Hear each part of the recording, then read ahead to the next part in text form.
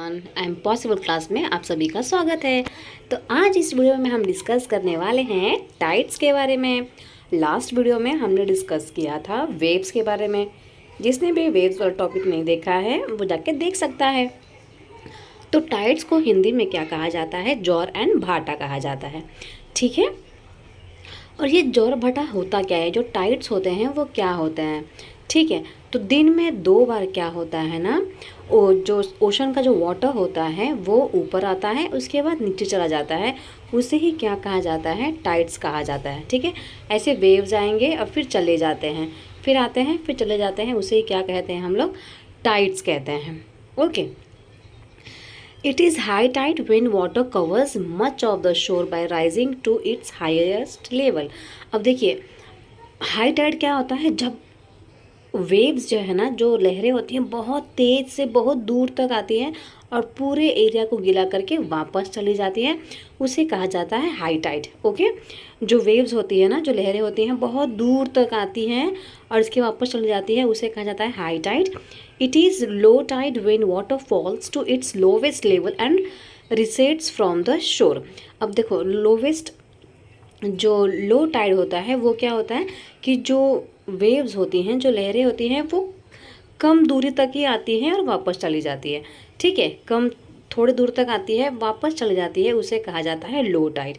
आई hope आपको high tide and low tide दोनों के बीच में डिफरेंस समझ में आ गया होगा। ओके। देखिए, हाई टाइड क्या होता है कि मतलब बहुत दूर तक इसका पानी जाता है और वापस से आ जाता है। ओके। और लो टाइड क्या होता है? जो वेव्स जो होती हैं, जो लहरें होती हैं, उसका पानी बहुत कम दूरी तक ही जाता है और वो वापस चले आता है, उसे कहा जाता है लो टाइड। अब ये high tide and low tide आता किस वजह से है? क्या ये जनता को खुश करने के लिए आता है? क्यों आता है? चलिए देखते हैं। देखिए, तो मून एंड सन की वजह से क्या होता है? हाई टाइड्स आते हैं एंड लो टाइड्स भी मून एंड सन की वजह से ही आते हैं। तो मून, सन एंड अर्थ, ये तीनों जो है ना, बहुत इंपॉर्टेंट रोल प्ले करते हैं high tide and low tide के लिए। ओके। चलिए देखते हैं कि बुक में क्या लिखा है। The strong gravitational pull exerted by the sun and the moon on the earth surface causes the tides. तो देखिए, जो सन है, मून है ना, उसके अंदर क्या होती है? ग्रेविटेशनल फोर्स होती है।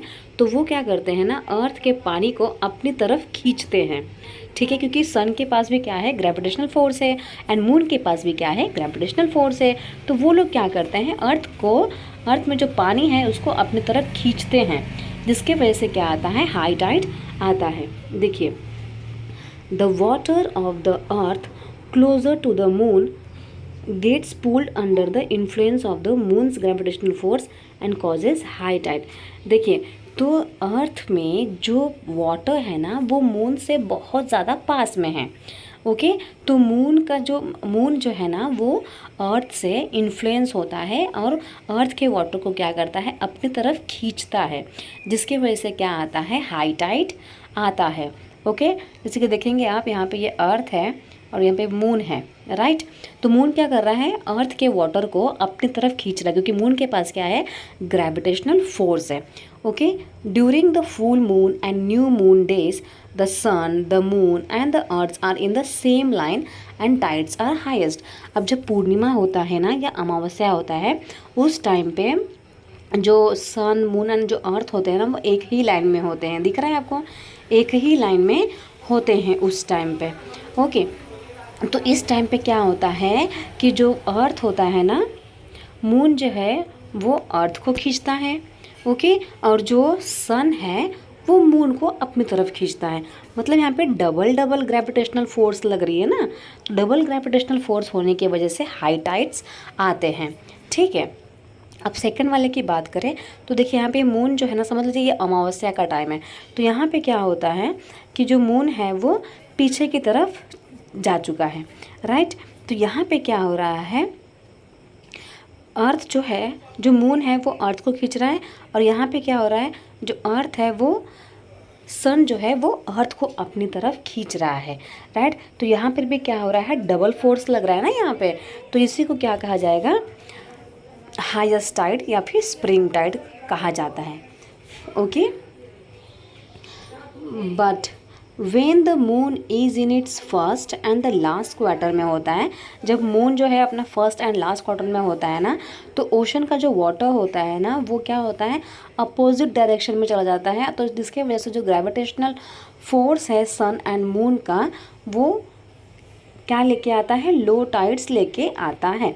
जैसे कि आप देखेंगे, और उसे ही क्या कहा जाता है, शीट क्या हो रहा है, तो उसे ही क्या कहा जाता है, लो टाइड्स कहा जाता है या फिर नीप टाइड्स कहा जाता है। जैसे कि आप सेकेंड वाले डायग्राम में देखेंगे, तो इसमें क्या है, जो अर्थ है वो यहाँ पर है, ठीक है, दिख रहा है आप लोगों को, बट जो मून है वो कहाँ चला गया है, सेंटर में नहीं है, जबकि साइड में है, राइट, साइड में है, और यहाँ पे सन है। तो यहाँ पे डबल फोर्स नहीं लग पा रहा है। यहाँ पे क्या हो गया है, जो मून है वो अपोजिट डायरेक्शन में चला गया है, ठीक है, जिसके वजह से जो फोर्स है ना, वो ग्रेविटेशनल फोर्स जो है इतना ज़्यादा इफ़ेक्ट यहाँ पे नहीं कर पाता है। अर्थ में सिर्फ मून का ही ग्रेविटेशनल फोर्स इफ़ेक्ट करता है, जिसके वजह से यहाँ पे क्या आता है, लो टाइड आता है। बट जब हाई टाइड आता है, तब सन एंड मून दोनों ही बहुत इम्पोर्टेंट रोल प्ले करते हैं, क्योंकि जो तीनों हैं वो एक ही डायरेक्शन में होते हैं। ओके, तो जो हाई टाइड्स आते हैं ना, इसके वजह से क्या होता है, बहुत सारे हेल्प भी हो जाते हैं। जैसे कि जो शिप होती है ना, वो अपने जो कोस्टल एरिया है उसमें पहुंच जाती है। हाई टाइड्स के वजह से फ़िशिंग बहुत अच्छे से लोग कर पाते हैं, क्योंकि सारी मछलियाँ जो है ना, वो कॉर्नर में आ जाती हैं, समुद्र के किनारे आ जाती हैं। ओके, इसके बाद हाई टाइड्स के वजह से इलेक्ट्रिसिटी भी जनरेट की जा सकती है। तो आई होप आपको ये वीडियो समझ में आ गया होगा कि high tide and low tide आखिर होता क्या है और क्यों आता है। ओके, सो मिलते हैं नेक्स्ट वीडियो में, तब तक के लिए बने रहे। आई एम पॉसिबल क्लास में। Thank you so much everyone.